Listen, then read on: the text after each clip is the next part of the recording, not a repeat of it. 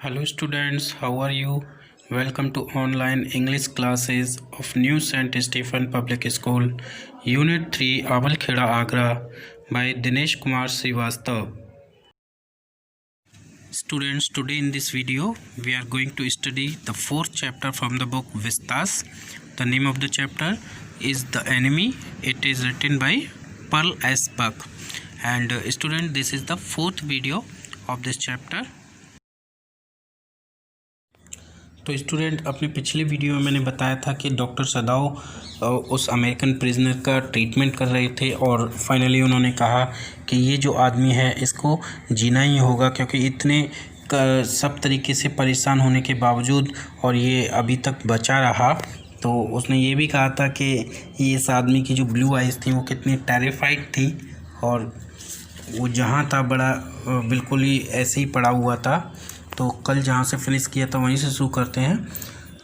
That Hannah felt compelled to apologise, कि Hannah को महसूस हुआ कि वो विवश हो गई एपोलोजाइज करने के लिए, यानी एक तरह से माफ़ी मांगने के लिए। She herself served him, और फिर उसने खुद ही उसको सर्व किया। For none of the servants would enter the room, क्योंकि उसका कोई भी सर्वेंट्स उस रूम में एंटर करने के लिए तैयार नहीं था।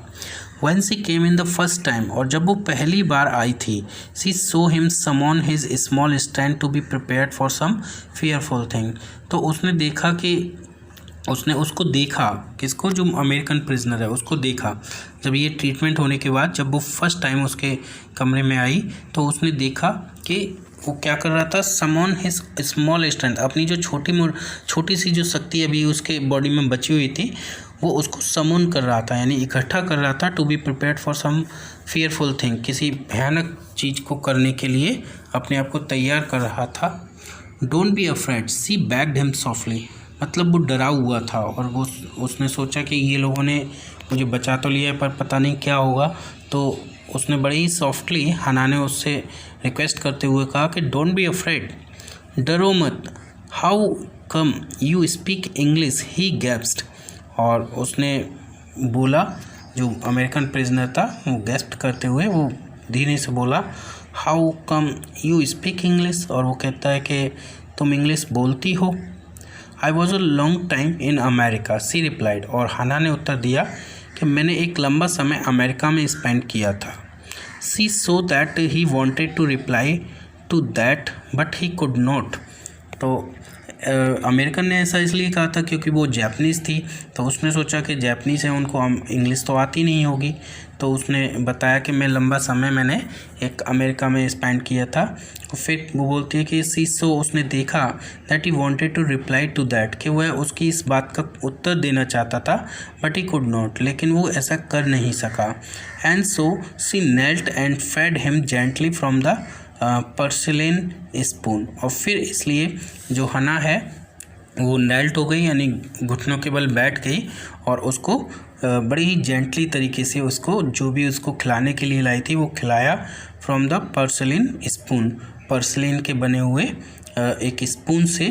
ही ate unwillingly but still he ate, उसने बड़ी ही अनविलिंगली तरीके से, यानी अनिच्छा से, इसकी इच्छा नहीं थी और फिर भी उसने खाया, लेकिन फिर भी वो खाता ही रहा। Now you will soon be strong, she said, और हना ने उससे कहा कि अब तुम जल्दी ही स्ट्रॉन्ग हो जाओगे। Not liking him and yet move to comfort him, उसको पसंद ना करते हुए, ये उसने कहा हना ने, उसको पसंद ना करते हुए फिर भी मूव टू कम्फर्ट हिम, फिर भी उसको कम्फर्ट यानी कि सांत्वना देते हुए, यानी वो इस चीज़ को बिल्कुल पसंद नहीं करती थी, स्पेशली वो अमेरिकन था तो इसलिए, लेकिन फिर भी उसने ऐसा कहा। ही डिड नॉट आंसर, लेकिन उस अमेरिकन प्रिजनर ने कोई आंसर नहीं दिया। When सदाव came in the third day, और जब सदाव थर्ड डे यानी तीसरे दिन आया, आफ्टर द ऑपरेशन के तीसरे दिन जब वो वहाँ आया, he found the young man sitting up, तो उसने पाया कि जो यंग मैन है वो सिटिंग अप, बैठा हुआ था। His face bloodless with the effort, और उसका जो चेहरा था वो कुछ करने का प्रयास कर रहा था, और उस प्रयास के चक्कर में, उस एफर्ट के चक्कर में उसका जो फेस था वो ब्लडलेस हो गया था। लाई डाउन, सदाव क्राइड, सदाव ने चिल्लाते हुए कहा, लेट जाओ। Do you want to die, क्या तुम मरना चाहते हो। He force the man down gently and strongly and examined the wound. उसने उस आदमी को ज़बरदस्ती नीचे बड़ी जेंटली और स्ट्रांगली तरीके से लेटा दिया और फिर उसके जो वुंड थे, उसके जो घाव था, उसको एग्जामिन करने लगा। You may kill your self if you do this sort of thing, he scolded. और उसने उसको डांटते हुए कहा कि अगर तुम ऐसे काम करोगे तो तुम अपने आप को मार ही लोगे। मतलब वो उठ करके बैठ गया था ना, तो उन्होंने कहा तुम्हें बैठना नहीं है। What are you going to do with me, the boy muttered. तो उस लड़के ने, जो यंग मैन था अमेरिकन प्रिजनर, वो थोड़ा बच्चा सा ही था, लड़का ही था। He looked just now barely 17, जो मात्र अब 17 ईयर्स का ही लग रहा था, क्योंकि पहले जब उसकी बेयर्ड वगैरह थी, दाढ़ी वगैरह बढ़ी हुई थी, तो वो अलग लग रहा था। लेकिन अब जब दाढ़ी कट चुकी थी तो वो काफ़ी, या शायद नहीं भी, तो वो 17 का लग रहा था। तो वो कहता है कि what are you going to do with me, तुम मेरे साथ क्या करने जा रहे हो। Are you going to hand me over, क्या तुम मुझे हैंड ओवर करने वाले हो।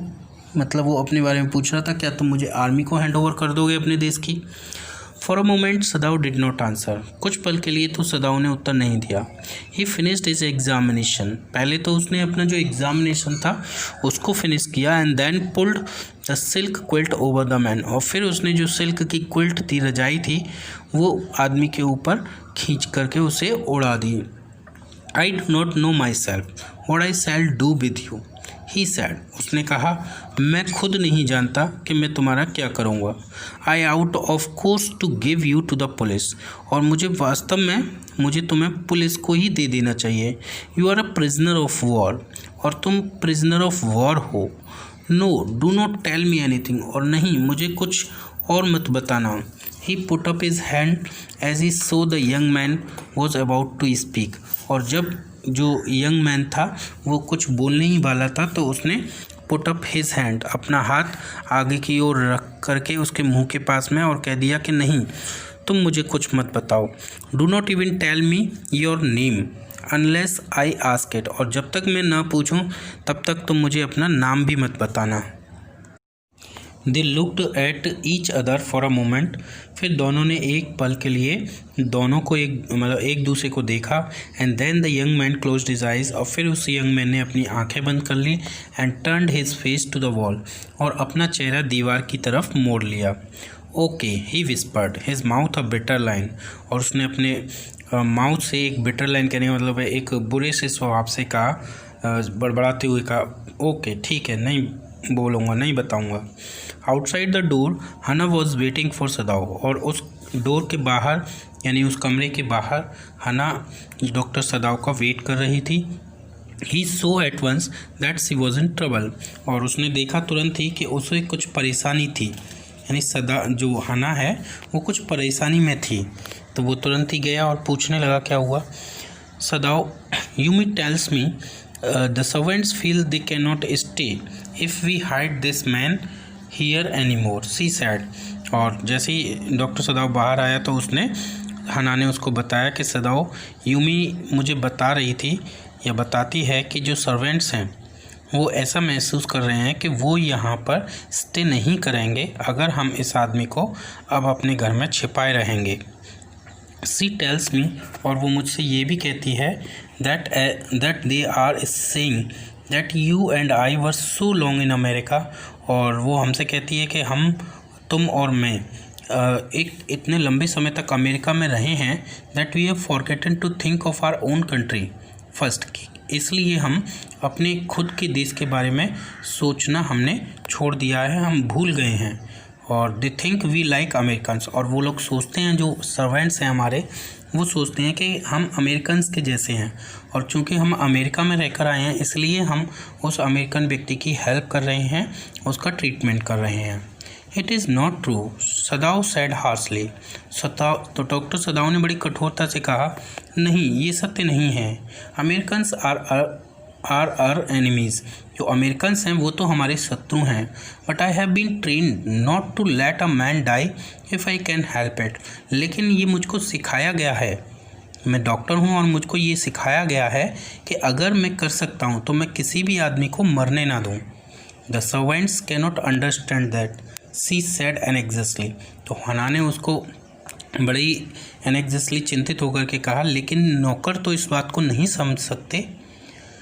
नो ही एग्रीड, तो उसने भी सहमति देते हुए कहा कि नहीं। Neither seemed able to say more and somehow the house hold dragged on. ऐसा लग रहा था कि दोनों में से ही कुछ अब नहीं बोल पा रहा था। And somehow the house hold dragged on, और किसी न किसी तरह से जो हाउस होल्ड यानी कि जो घर के काम थे वो चलते रहे। The servants grew more watchful, और जो नौकर थे वो अब पहले से ज़्यादा वॉचफुल हो गए, निगरानी रखने लगे। Their courtesy was as careful as ever, लेकिन उनकी जो कर्टसी थी यानी अपने मालिकों के प्रति जो शिष्टाचार था वो हमेशा की तरह ही सावधानीपूर्ण रहा। But their eyes were cold upon their pair to whom they were hired, लेकिन उन पेयर पे यानी कपल पे यानी डॉक्टर सदाओ और डॉक्टर हाना पे हाना के प्रति उनका जो एक रिस्पेक्ट वाली भावना थी वो थोड़ी सी ठंडी पड़ गई, या वो थोड़ा सा उनकी तरफ कम ध्यान देने लगे। और कौन सा पेयर? जिन्होंने उनको हायर किया था, यानी जिन्होंने उनको नौकरी पर अपने घर में रखा था। It is clear what our master ought to do, the old gardener said one morning. तो ओल्ड गार्डनर ने, बूढ़े माली ने एक दिन सुबह के समय कहा कि ये बात क्लियर है, स्पष्ट है कि हमारे मालिक को अब क्या करना चाहिए। He had work with flowers all his life. Old माली ने हमेशा पूरे जीवन भर अपने उन फूलों के साथ काम किया था। And had been a specialist too in moss, और मॉस जो होती है यानी एक काई होती है उसमें वो काफ़ी स्पेशलिस्ट भी था। For Sadao's father he had made one of the finest moss gardens in Japan, और डॉक्टर सदाओ के पिता के लिए उसने जापान में से एक सबसे अच्छा मॉस गार्डन उसने बनाया था। Sweeping the bright green carpet constantly so that not a leaf of pine needle marred the velvet of its surface, और वो हमेशा स्वीप करता रहता था ब्राइट ग्रीन कारपेट को, जो चमकीली हरे रंग की उसकी जो कारपेट थी उसको हमेशा कॉन्स्टेंटली माने लगातार साफ़ करता रहता था, जिससे कि उस पर एक कोई भी तरह का पत्ता यानी घास फूस वगैरह ना पड़ी रहे। और अब पाइन नीडल, और या फिर कोई पाइन नीडल, पाइन जो ताड़ के वृक्ष होते हैं, चीड़ के वृक्ष होते हैं, उन पर छोटे छोटे कांटे लगते हैं, तो नीडल उन्हीं का नीडल से मतलब उन्हीं से है, तो उनका कोई कांटा या सुई उस वेलवेट के सरफेस को ख़राब ना कर दे, जो चटाई जो कारपेट बिछी हुई थी उसके, तो वो उन्हें साफ़ करता रहता था हमेशा।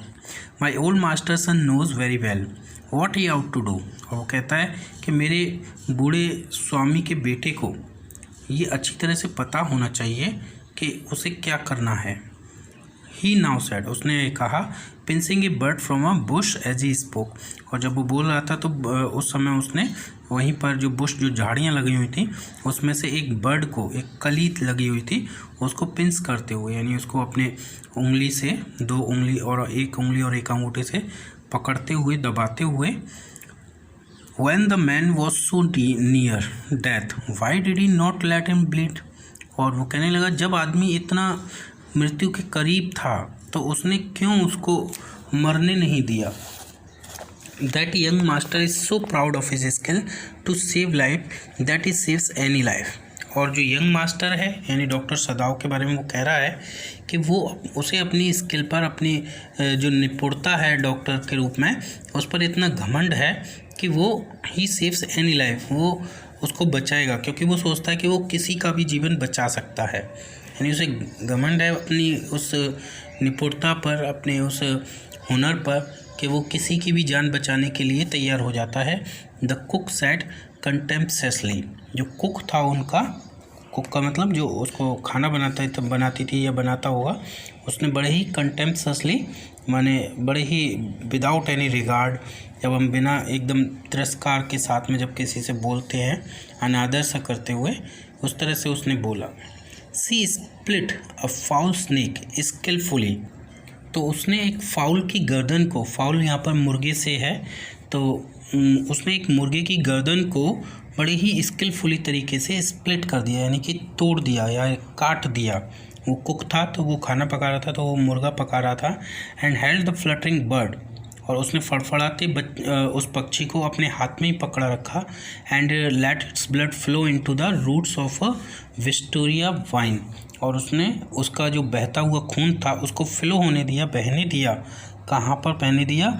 जो विस्टेरिया की बेल लगी हुई थी उसकी जड़ों में जाने के लिए, जैसे कि वो ब्लड है उसकी जड़ों में चला जाए। Blood is the best fertilizers, और वो कहता है कि जो ब्लड होता है वो बड़ा ही अच्छा फर्टिलाइज़र होता है, एक खाद होता है। And the old gardener would not let her waste a drop of it, और जो बूढ़ा माली था वो इस तरह के खून की एक बूंद को भी बेकार नहीं जाने देता था। That younger it is the children of whom we must think, Yumi said sadly. Yumi ने बड़ी दुखी मन से कहा कि हमें बच्चों के बारे में ज़रूर सोचना चाहिए। What will be their fate if their father is condemned as a traitor. वो कहती है कि अगर उनके पिता को, ये जो बच्चे हैं वो बच्चों को पालती थी, वो आया थी, तो वो कहती है अगर इन बच्चों के पिता को यानी डॉक्टर सदाव को ट्रेटर के रूप जुर्म में यानी एक षड्यंत्रकारी मानते हुए उसको जेल में डाल दिया गया, तो इन बच्चों का भविष्य क्या होगा। They did not try to hide what they said from the ears of Hannah as she stood arranging the day's flowers in the veranda nearby. तो वो लोग कोशिश नहीं करते थे कि वो कोई भी चीज़ छिपाएं हना के कानों से।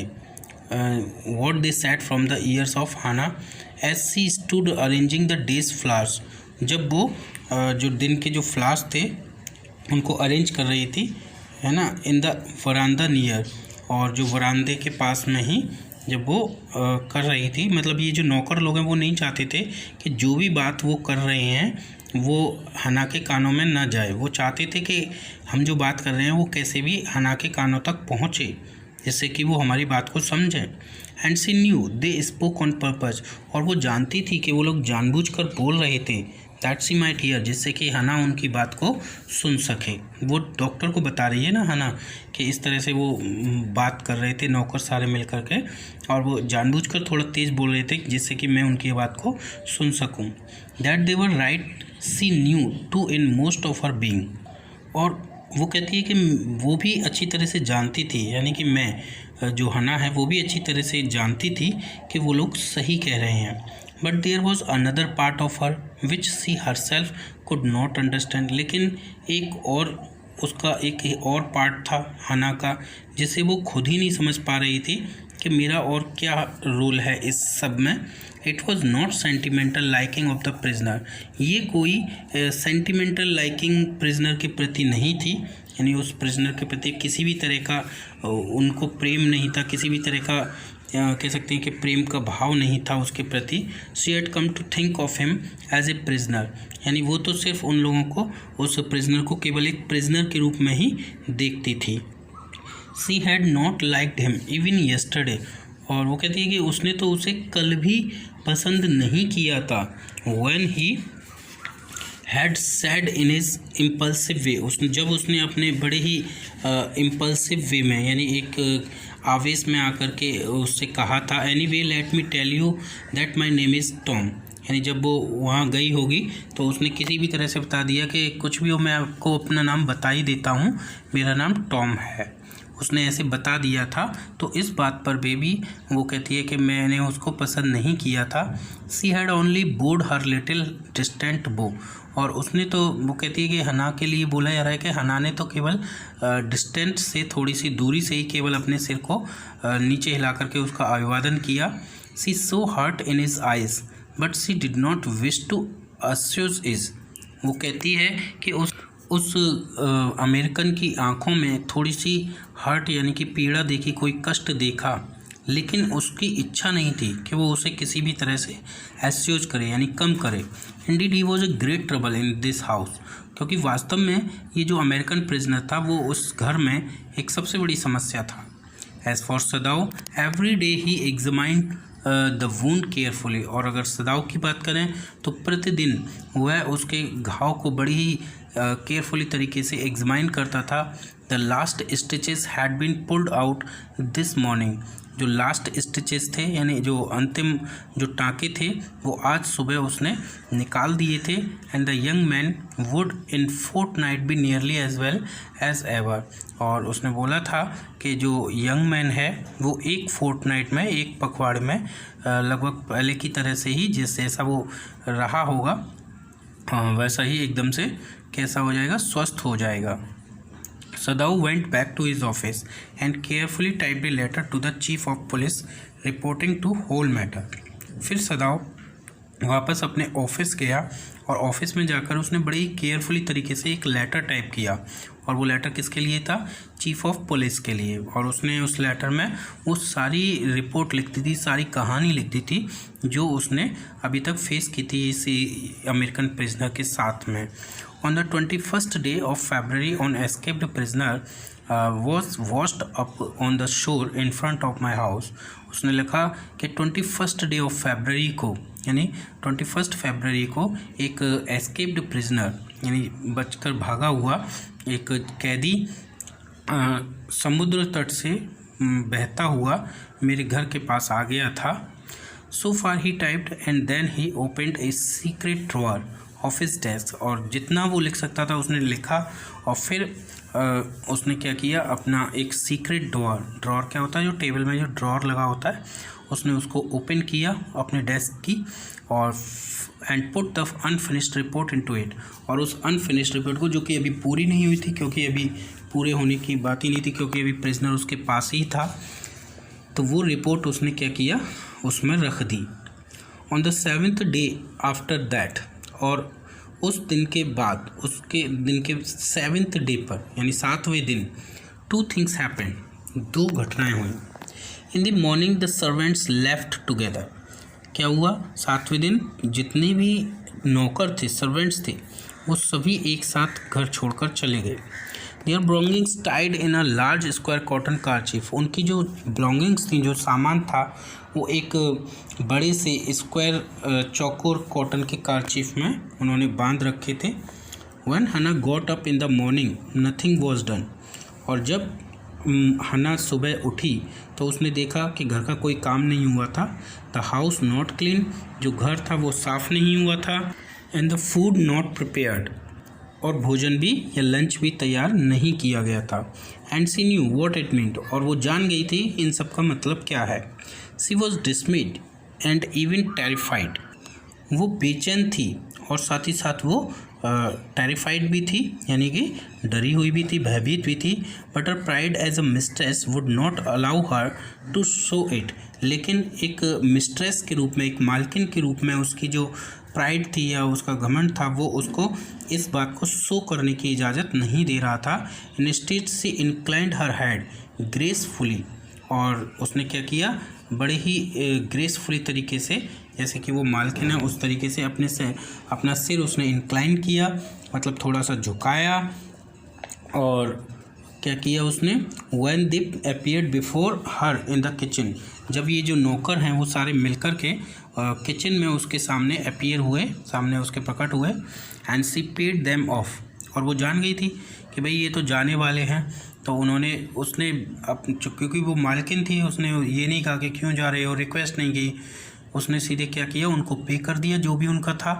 And thank them for all that they had done for her, और उन सब के लिए केवल धन्यवाद दिया जो कुछ भी उन्होंने उसके लिए किया था। दे वर क्राइंग, वे सभी रो रहे थे, but she did not cry, लेकिन वो नहीं रोई, यानी वो अपने आप को मजबूत बनाए रही। The cook and the gardener had served Sadao since he was a little boy in his father's house.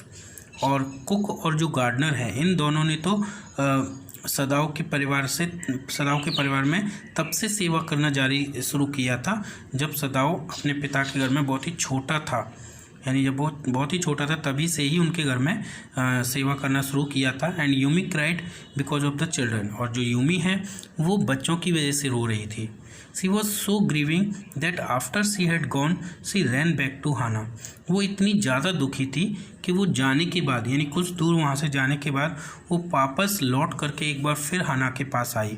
यानी उन लोगों का मन कर रहा था, सारे नौकर वहाँ से जाना नहीं चाहते थे, वो उनके परिवार से इतने ज़्यादा अटैच थे कि उनकी इच्छा नहीं थी उस घर को छोड़कर जाने की, पर उस प्रिजनर की वजह से उन लोगों को ये लग रहा था कि ये गलत हो रहा है, तो वो जा रहे थे। और वो इस तरह की धमकी इसलिए दे रहे थे, वो इस तरह का शो ऑफ करना चाह रहे थे कि जो हना है या डॉक्टर सदाऊ है वो इस बात को समझ लें और उस प्रिजनर को वहाँ से निकाल दें, जिससे कि वो लोग वहीं पर रुके रहें।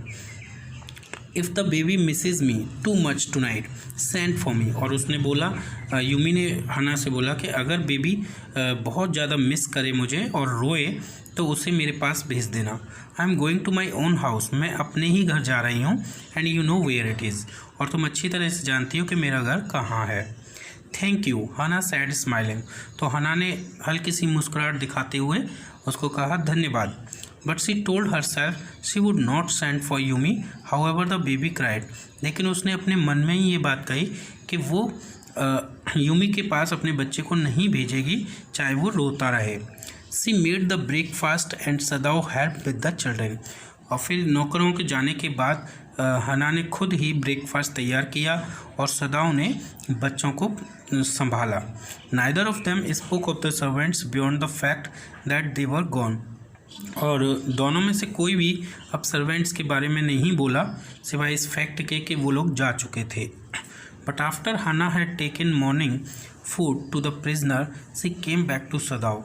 लेकिन जब वो सुबह के समय जब प्रिजनर के लिए खाना लेकर के गई तो वो जल्दी ही वापस सदाओ के पास आई।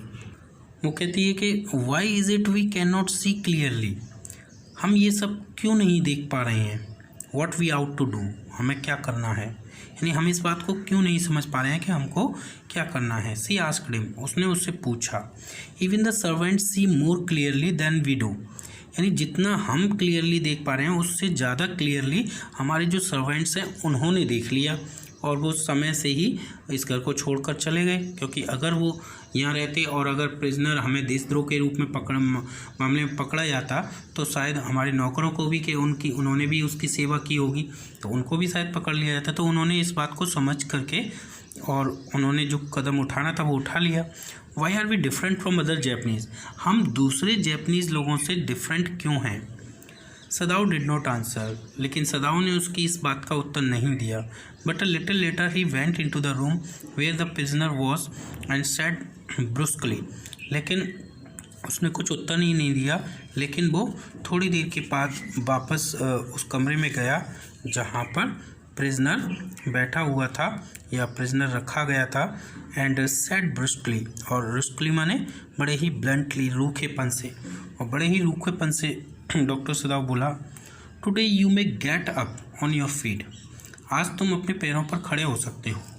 आई want you to stay up only 5 minutes at a time, और मैं चाहता हूँ कि तुम केवल 5 मिनट के लिए ही खड़े हों।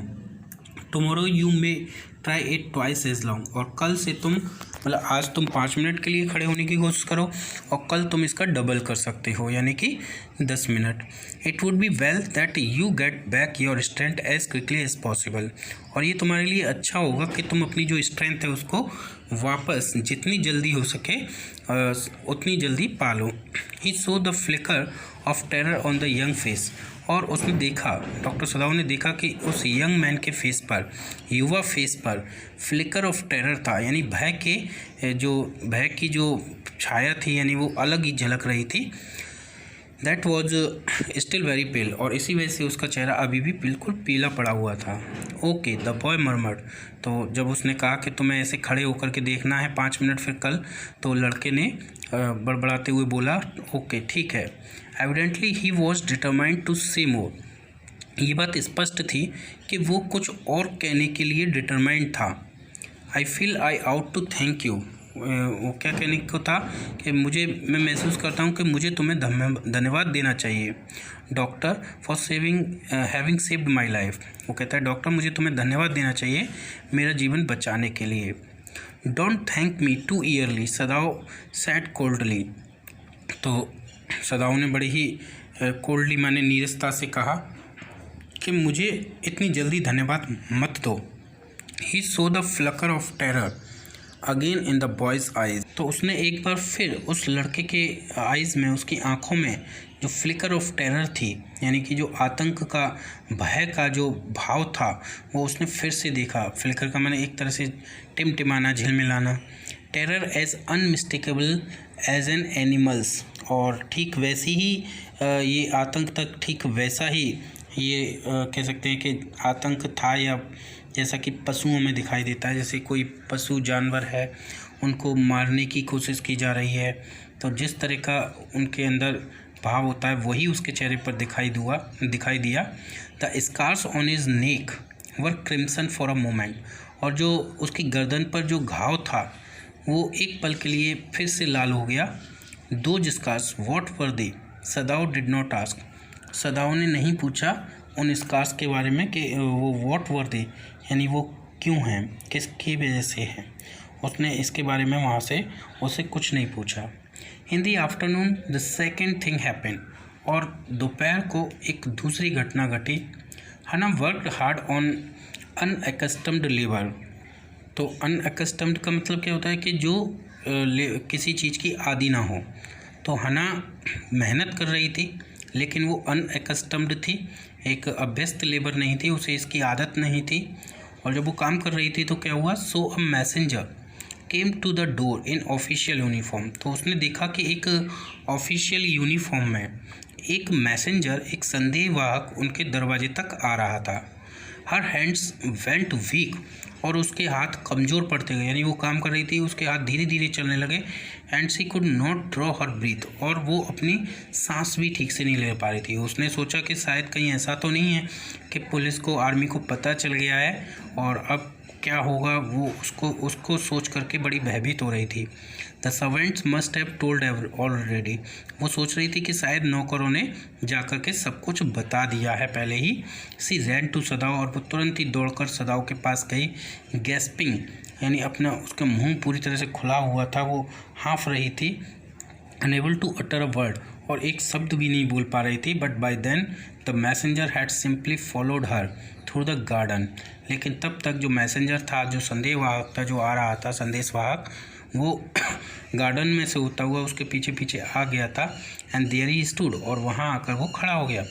सी पॉइंटेड एट हिम हेल्पलेसली, और अब वो कुछ बोल तो नहीं पाती क्योंकि वो खुद आ चुका था पहले से ही वहाँ से, तो बड़े ही असहाय रूप से उसने उसकी ओर विवश होकर के उसकी ओर पॉइंट आउट किया, उसकी ओर इशारा करते हुए डॉक्टर सदाओ को बताया।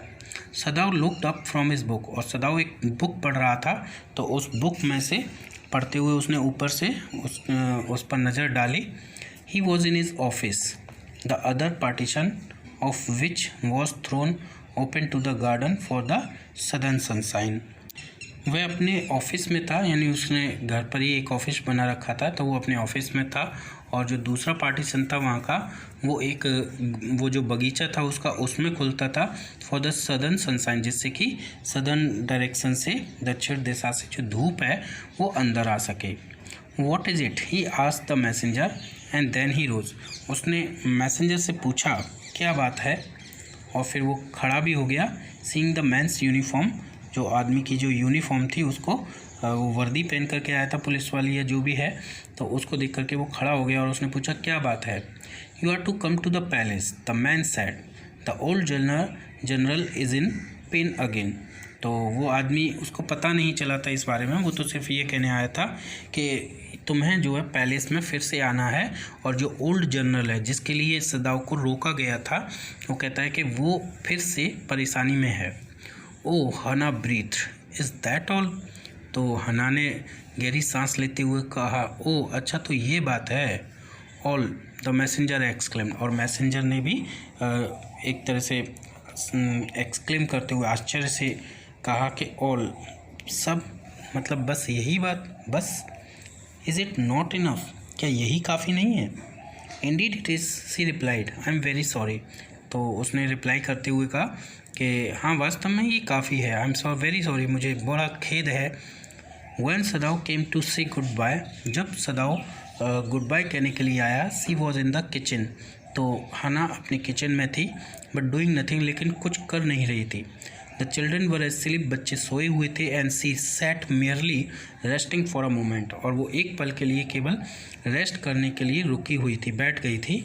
मोर exhausted from her fright than from work, और वो अपने फ्राइट से, भय से ज़्यादा डर करके बजाय अपने काम से। वो मतलब जो थक गई थी, लेकिन शायद ऐसा लग रहा था कि वो काम से नहीं थकी हुई थी, बल्कि भय के कारण, जो डर था उसे, उसके कारण ज़्यादा थक गई थी। तो स्टूडेंट्स, यहाँ तक आपको समझ में आ गया होगा, और इसके बाद का जो बचा हुआ चैप्टर है मैं उसको अपने नेक्स्ट वीडियो में कंप्लीट करूँगा, और हो सकता है कि उसी वीडियो में मैं चैप्टर को पूरा फिनिश कर दूँ। अभी तक चैप्टर से रिलेटेड जो प्रॉब्लम है तो आप वो मुझे व्हाट्सएप ग्रुप पर सेंड कर दें, और वीडियो को 1 या 2 बार ज़रूर देखें, जिससे कि चैप्टर पूरा समझ में आ जाए। So thank you student for watching this video.